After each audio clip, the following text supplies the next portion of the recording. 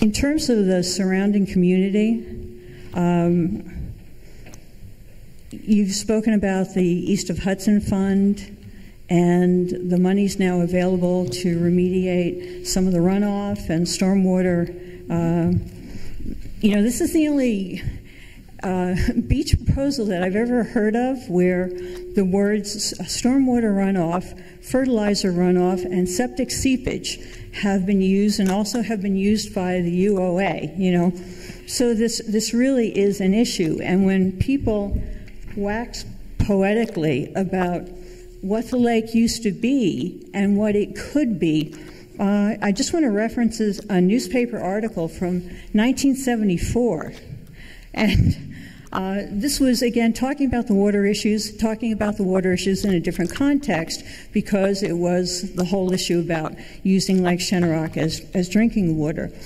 But just an interesting statistic, in 1964, there were 302 year-round residences, and in 1973, there were 516.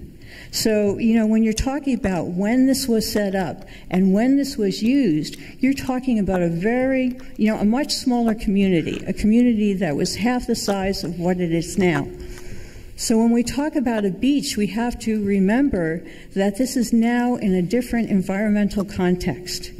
So now we have the community grown up around the lake, and we have all of this runoff and septic seepage, because another point made by some of these articles was that some of the septic systems for these houses were originally only set up for seasonal use. So, these things were never really meant for how they're kind of being used now. Now, when you talk about that, the new initiative through the East of Hudson Fund, and I believe you are the chair of that? I'm the chair of the Northern Westchester Watershed Commission.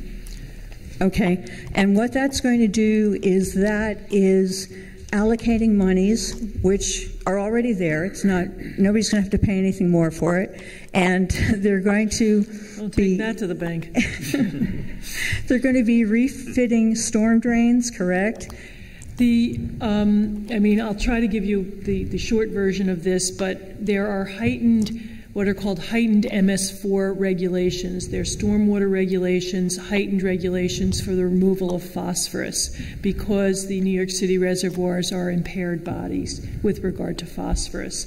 Those heightened regulations require that towns in the Croton watershed, of which we are 99% in the Croton watershed, have an allocation of phosphorus that they are required to remove on an annual basis. The 12 towns in the Croton watershed here in Westchester County, under my leadership and guidance, have formed a coalition to address this issue collectively. And we have formed what's called QUIC, which is the Kensico-Croton Watershed Coalition, and we got a grant, and we prepared a study, and we found and a plan for meeting our phosphorus removal goals over the next 5 years.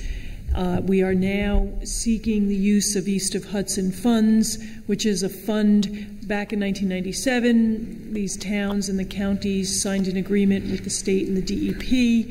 Sorry, I know this gets really long and boring, but it's complicated. And funds were given to Westchester County to spend on water quality initiatives.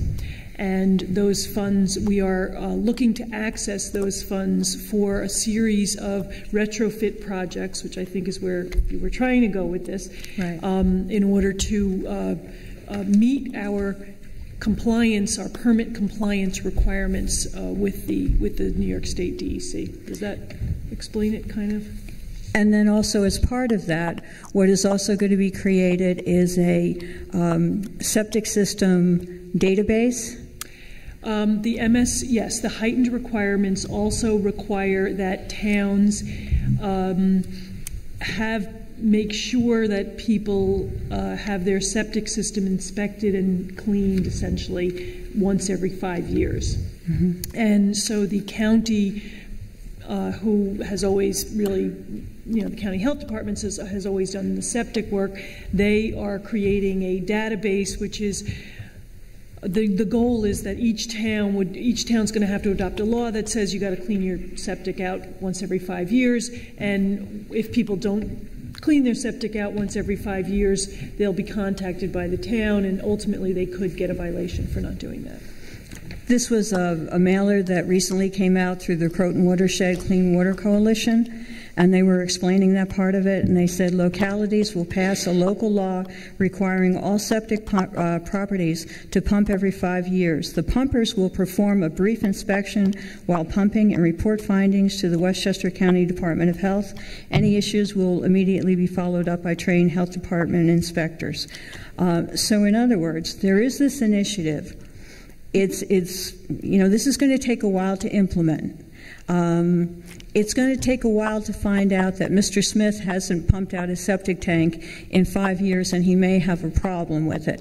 So by the time this initiative is enacted, and it's going to take a certain amount of time then to see how effective it is also. So you're talking about something that the results of which you may not know for another 5 to 7 years.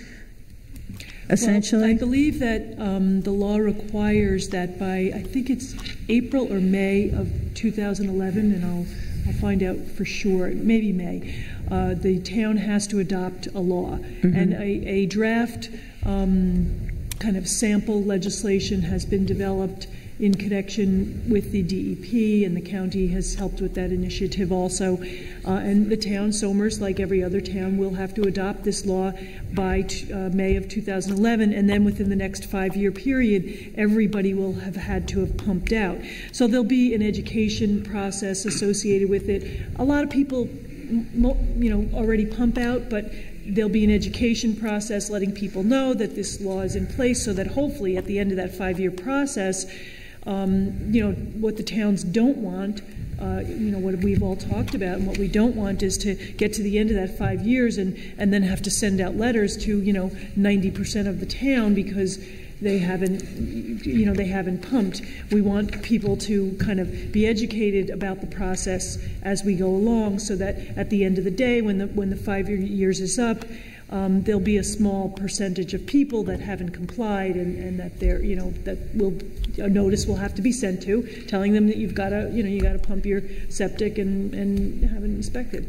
The reason why I'm going with this is that this runoff, these failing septic systems, this is creating to the problems of the lake. So really, unless this can really be remediated, we're taking the bad stuff out with one scoop as it's flowing in with another scoop. So that's my concern. No, let me interrupt for 1 minute, because in terms of your testing, I was going to interject that. I was going to say that your point is well taken, that any new process takes time to have effect. But keep in mind, our testing was done last summer. Mm-hmm. Obviously, that program hasn't been in place. That program will be an improvement, right? The testing that we're going to do the demonstrations to the health department will be done very much before that 5-year process takes hold. Okay, right. So that system or that process is only going to make things better from our initial first test with the health department to demonstrate compliance. And again, as I mentioned, we are talking about stormwater improvements to 4 bays in order to improve the water quality coming into the lake. I'm sure all of this will improve it. We just kind of need to know, for example, in some of the literature on the website of the gentleman who spoke from CleanFlow, they talked about some of these water management techniques being 5 to 35% effective. So, we don't know what the add-on is going to be. But I agree with you that I assume that these changes will be an improvement. Ma'am, one thing you're missing is that if this is a swimmable lake, it has to be tested, I think, daily, right, before people can go in it. So it's no different than a pool. It's treated that way by the Board of Health. So, I mean, you know, you're talking about things that might affect the water quality, but at the same time, there's a process in place already that says that if the water quality falls below a swimmable level, they'll stop people from swimming in the lake. And that's not likely to happen based on the testing they've done and what their expectation is, or they wouldn't try to move forward and spend any money on this.